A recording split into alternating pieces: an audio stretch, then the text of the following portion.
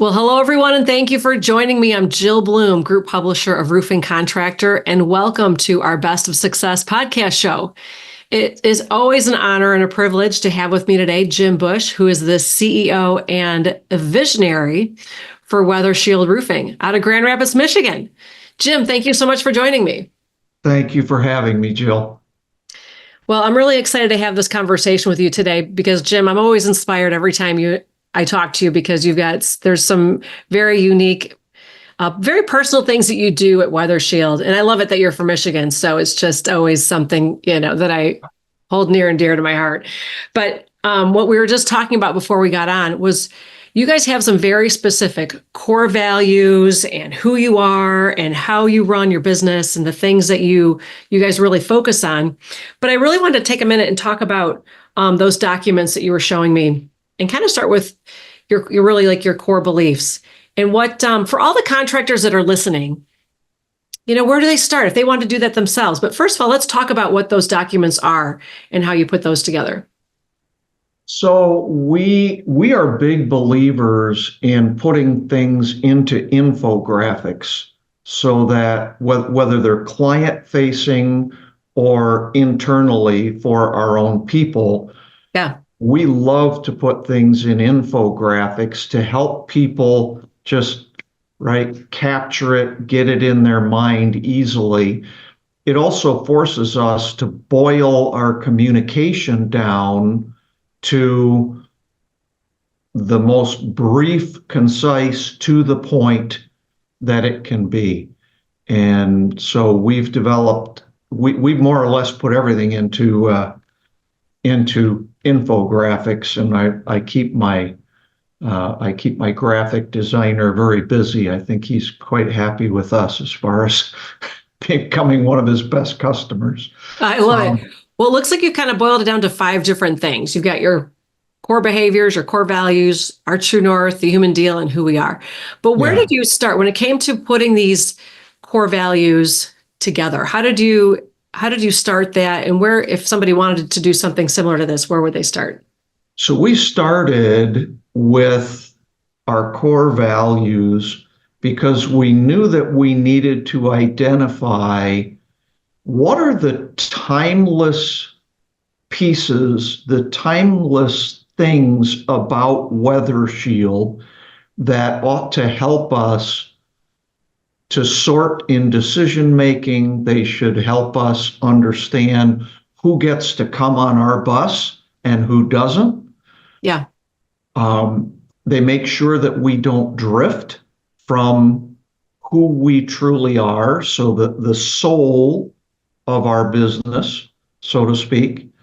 And we set about to identify those, really just spent a couple of days brainstorming ideas of what are the half dozen or so things that we think really capture the essence of who we are as a company. And we feel strongly these are not aspirational, but represent what actually is. So I find many companies, they'll have core values and they just they put them on a plaque, or they go on a poster on the wall, and they made them to sound good, but they don't really live them.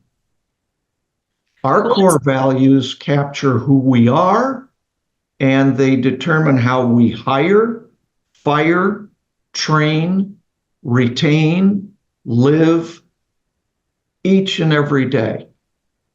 So we started by building them out, and there have been some modifications. We did this maybe 7 or 8 years ago, but these then have built into a number of other things. They've kind of taken on a life of their own, and then we've built out other things around them. So Jim, why don't you pull up your core values document that you've spent so much time on?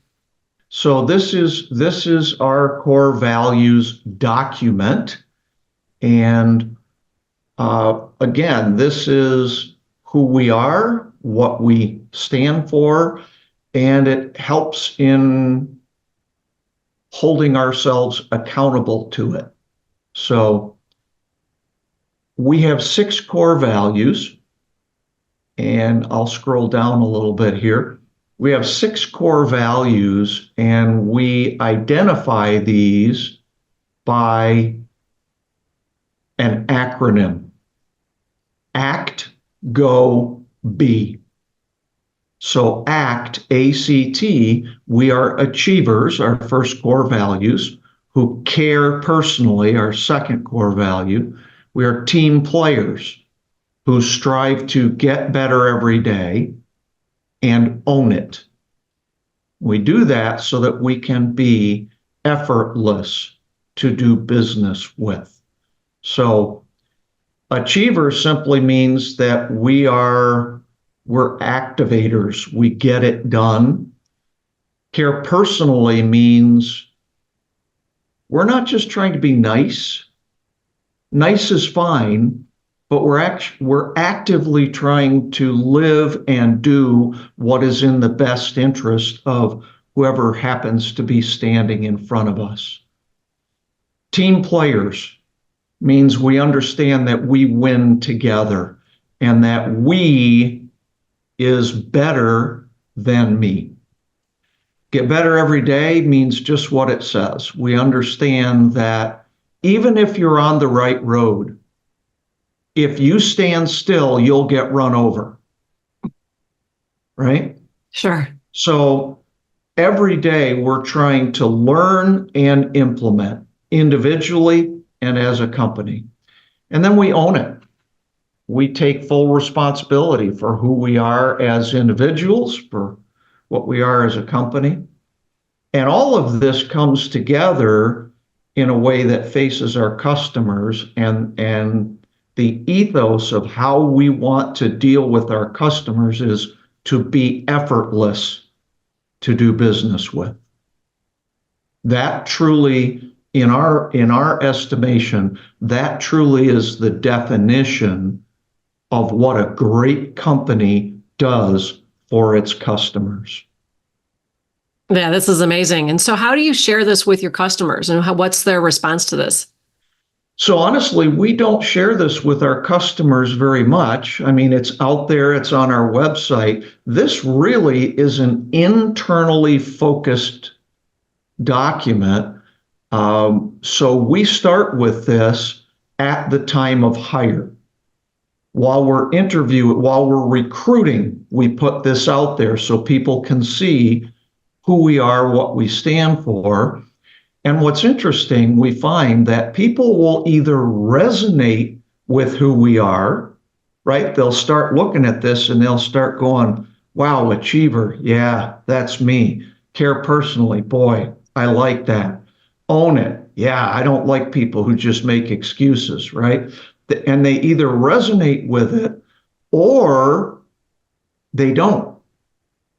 So a great set of core values will do 2 things. It will attract the right people to your organization, but just as importantly, it will repel the wrong people. I don't know how this could repel anybody, but that's a whole nother conversation, I'm sure. You know what we find interestingly? People who get better every day. Yeah. People who just want to kind of coast. Yeah. That's not attractive to them. Okay. This also creates some accountability. And people who don't want accountability, this is unattractive to them. Right? Okay. It scares them off because we're starting to say, look, here's who we are, and this is who we want to hire. And if this doesn't fit you, then please don't come to work here. Yeah. Because you're just not going to fit. Oh, I love it. We start in recruiting with this. We do it during the interview, and part of our interview process is a video of me explaining what I just explained here to our audience. This is who we are. This is the soul of our company. And if this is you, We'd love to have you come on board. And if this is not you, then please don't. Well, keep going because you've got a few other documents that you put together here. I do. Let's talk a little bit about who we are as a company. And we start with just kind of a summary statement. We focus our efforts in West Michigan. We focused on re-roofing, and we strive to be a great workplace. So again, this is directed, we kind of have a dual focus with a lot of what we do. We focus outwardly toward our customers, but we also focus inwardly toward our own people. And I've said to my leadership team, my folks, so I'm the old head now, right? I'm 62 years old and I'm kind of the patriarch. And I've got all these younger people who work with me. And I've said to them, my career was built around how do I get the next customer? And it was all about that. How do I sell the next job? Well, and those are some great stories that we talked about in our first podcast. They were fun. But what I'm teaching my people now, or what I'm preaching to them, is going forward, the paradigm has changed. Sure. Right? Because no longer is it just about where do I find the next job. For your careers, if you're younger than I am, for the rest of your life, the demographics are dictating that not only are you going to have to find your next customer, you're going to have to find your next team member, your next employee. And that may prove to be the more difficult of the two. So you better be great at attracting and retaining the right people. And if you're not as good at that as you are at acquiring work, then you're going to get left behind. We've had an interesting experience that I've never had before in my career. A couple of weeks ago, a potential customer called us and said, you know, we're interested in having you do work for us. And we always ask people, well, how'd you hear about us? Why are you calling? Yeah. And they said, we got fired by our roofing contractor. Oh, interesting. You're like, uh-oh, what did you do that you're like, I don't know if I want to work with you. We asked that, what happened? And they said, our contractor told us we don't have enough employees to service everybody. And we had to make some hard choices. And we're just telling a number of our customers, we can't service you anymore because we don't have enough people. Wow. Okay. Right. And for us, that's a beautiful thing because we do have enough people. Mm-hmm. And it has everything to do with defining our culture, having an attractive culture, being an attractive place to work. And we'll talk more about that. Yeah. But also trying to be really good at attracting and retaining great team players.